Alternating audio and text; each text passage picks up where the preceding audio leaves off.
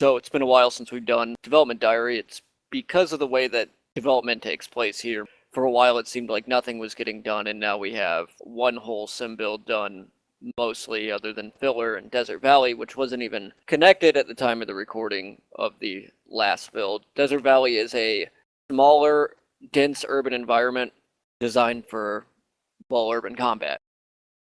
We've switched the build out in the Outlands as of today, and there are some buildings that are still missing from that build. Other things that have changed since the last development diary. Well, 3 new sims. We have Desert Valley, Gakyo Ri, and Samson, which is KPC's sim. They're the second military to attach. There are several outposts, one being rented by Arborium and one being rented by Rodinia. We have the placeholder for the objective system finally done. You can register by shooting at a box in the hub. There are arrows that point that way. The hub has been rebuilt twice now. The spawn points are being changed again so that people don't randomly spawn inside other people's outposts.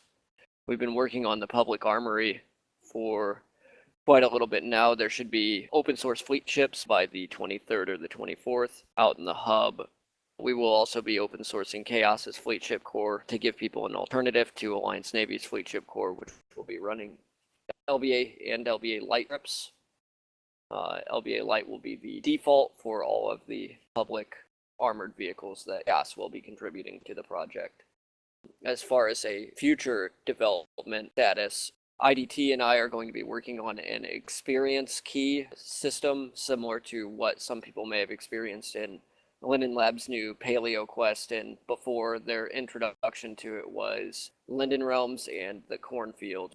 They have made experience keys available to people with premium accounts, and I think they might be available to everyone now, and you just need to own land to take advantage of them. What this will enable us to do is encourage new people to come accept the experience, and we can have it possibly automatically register them with the objective system by rezzing a box out in front of them and forcing them to throw a grenade or something like that. While they are in the sim, they will be getting a free jump pack, a free gun, a free rocket launcher, and possibly a free aircraft and free tank that they can use while they are in these regions. They'll be locked to these regions, and they will also be available for either free or purchase up in the hub outside of the HUD. The HUD will enable people to collect salvage and work with the crafting system, and there will be a lighter weight, non-experienced version of the HUD for people to use that are more familiar with Second Life combat that, are in other militaries that don't necessarily want to wear another grenade HUD or things like that.